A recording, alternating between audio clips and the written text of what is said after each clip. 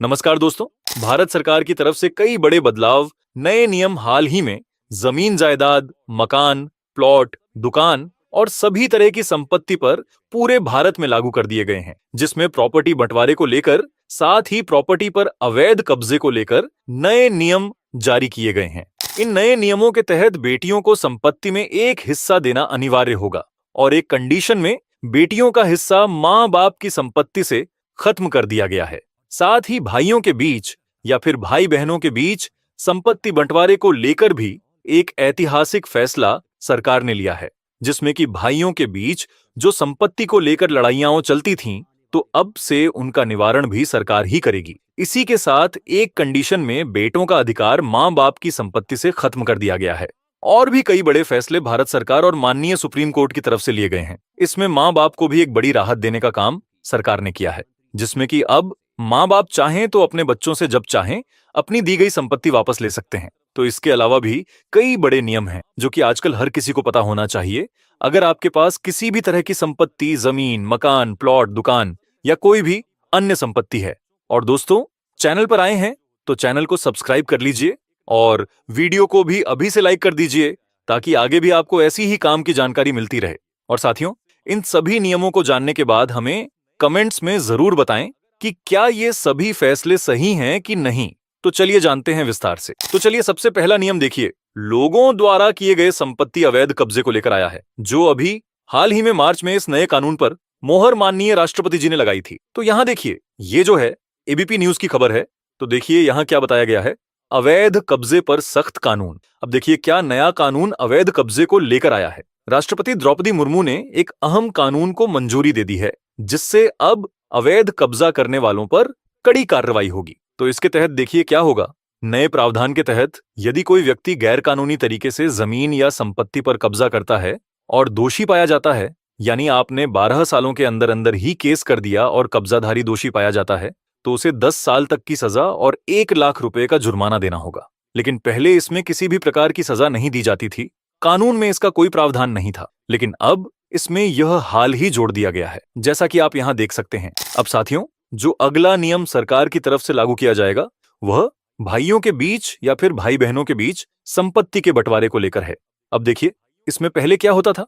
मान लीजिए 4 भाइयों की एक जमीन है। अब उनमें से कोई एक चाहता है कि उसे उसका हिस्सा मिल जाए, लेकिन बाकी भाई तैयार नहीं होते, तो इससे मामला उलझ जाता था। लेकिन अब इस नए कानून के तहत अगर आप अपने हिस्से की जमीन अलग करवाना चाहते हैं तो बाकी हिस्सेदारों की सहमति की जरूरत नहीं होगी, यानी अब कोई जबरदस्ती आपका हिस्सा नहीं रोक सकता।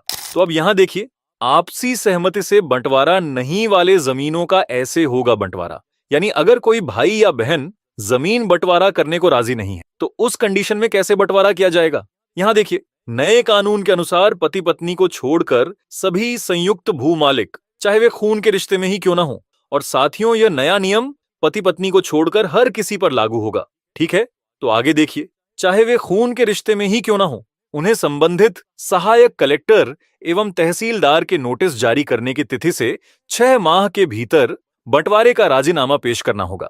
अगर निर्धारित अवधि में सभी संयुक्त भू मालिकों द्वारा आपसी सहमति से भूमि विभाजन का करार पेश नहीं किया जाता, यानी आपस में अगर कोई भाई या बहन बंटवारा करवाने को तैयार नहीं है, तो फिर राजस्व अधिकारी 6 महीने का समय और दे सकते हैं। यदि सभी संयुक्त भू मालिकों द्वारा आपसी सहमति से भूमि विभाजन का करार पेश किया जाता है तो बंटवारा आसानी से हो जाता है। लेकिन अगर फिर भी कोई भाई या बहन बंटवारे के लिए राजी नहीं होता, तो देखिए, यदि सभी संयुक्त भू मालिकों का आपसी सहमति से बंटवारा नहीं हो पाता है तो सहायक कलेक्टर एवं तहसीलदार की कोर्ट 6 महीने के अंदर ऐसी जमीन का बंटवारा सुनिश्चित करेंगी। यानी फिर इस कंडीशन में जिले का सहायक कलेक्टर एवं तहसीलदार बंटवारा अपने हिसाब से सुनिश्चित करेगा। अब साथियों, अगला नियम सभी माता पिता के हित में सरकार द्वारा लिया गया है। तो इसमें देखिए, संपत्ति पाकर माता पिता की सेवा न करने वाले बच्चों से वापस ली जा सकती है संपत्ति। तो ऐसे बच्चे जो अपने माँ बाप से संपत्ति अपने नाम करवाकर उन्हें अकेला छोड़ देते हैं या उनकी देखभाल सही से नहीं करते, उन्हें किसी भी प्रकार की परेशानी होती है, तो इसके लिए सुप्रीम कोर्ट का आदेश आया है कि अब माता पिता अपने बच्चों से संपत्ति को वापस भी ले सकते हैं। तो यहां देखिए, इसमें सुप्रीम कोर्ट का कहना है कि अगर गिफ्ट डीड में यह न भी लिखा हो कि संतान भविष्य में माता पिता का ख्याल रखेगी, तब भी इसे आधार बनाकर लापरवाह संतान को संपत्ति पर काबिज नहीं रहने दिया जा सकता। तो यह भी एक बड़ा फैसला सरकार ने लिया है। अब साथियों, अगले बड़े नियम संपत्ति में बेटियों के अधिकार को लेकर आया है। क्या बेटी को संपत्ति में एक हिस्सा देना अनिवार्य होगा? तो इसके लिए देखिए क्या नियम बनाया गया है। वैसे तो माता पिता की संपत्ति में बेटी का जन्मजात अधिकार होता है, चाहे वह अविवाहित हो या शादीशुदा हो। इसी के साथ पैतृक संपत्ति और पेरेंट्स की आय से खरीदी गई प्रॉपर्टी, दोनों में ही बेटी का हिस्सा होता है। अगर पेरेंट्स वसीयत किए बिना गुजर जाएं, यानी माता पिता की मृत्यु हो जाए, तब भी बेटी को बराबर हिस्सा मिलेगा। और या फिर अगर वसीयत में पूरी प्रॉपर्टी बेटे के नाम कर दी जाए, तब भी बेटी उसके खिलाफ विरोध कर सकती है। यानी जरूरी नहीं कि माता पिता के बेटे के नाम संपत्ति की है तो उस पर बेटी का कोई अधिकार नहीं, वह उसके खिलाफ अब आवाज उठा सकती है। लेकिन एक केस यहां पर ऐसा भी है जिसमें बेटी का अधिकार को मां बाप की संपत्ति से निरस्त कर दिया गया है, जिसमें कि अगर बेटी तलाकशुदा है, उसका तलाक हुआ है, तो उस कंडीशन में बेटी का कोई अधिकार मां बाप की संपत्ति में नहीं होता, जैसा कि आप यहां देख सकते हैं। तो साथियों, आप हमें कमेंट्स में जरूर बताएं कि क्या आप इन सभी फैसलों से सहमत हैं कि नहीं, और सहमत हैं तो वीडियो को लाइक जरूर दें और इस महत्वपूर्ण जानकारी को अपने परिवारजनों तक जरूर पहुंचाएं। मैं राहुल मिलता हूं आपसे अगली नई वीडियो में। तब तक के लिए धन्यवाद।